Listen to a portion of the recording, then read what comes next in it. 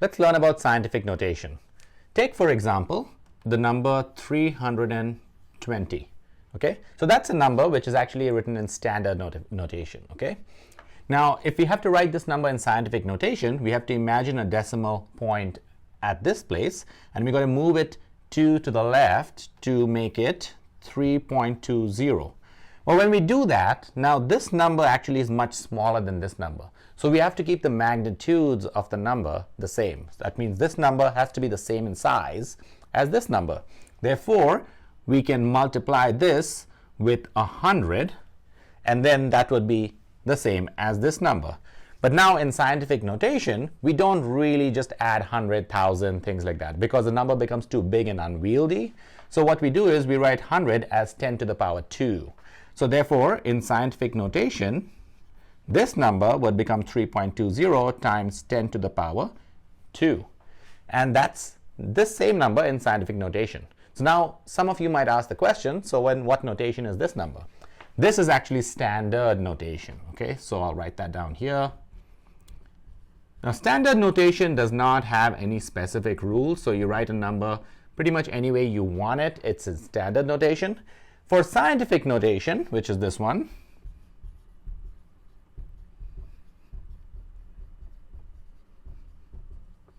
there are rules, okay? And so the rules are your decimal place has to be after the first non-zero number. So which means that this number out here has to be anywhere from the number 1 to 9.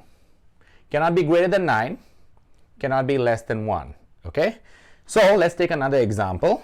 So let's say we had the number 78000, and that's set in standard notation. We have to write this in scientific notation.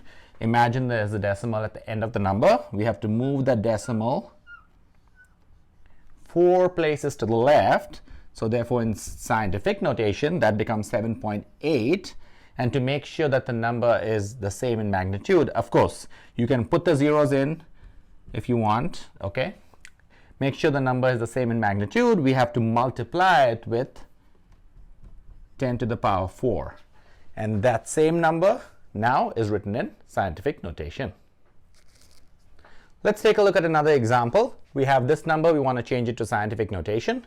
Again, the rule is we have to move the decimal how many places it takes to get to the first non-zero digit. That's a number between 1 and 9. Okay, so that's going to be in between the 7 and the 8. So therefore, in scientific notation, that's going to be 7.85.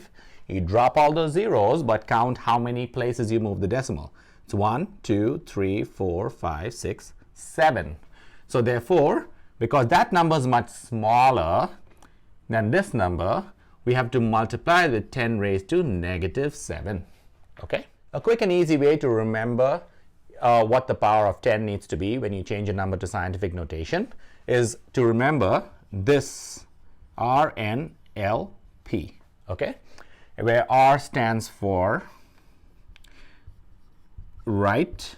So if you move the decimal right, so the decimal moves right, then the power of 10 is negative.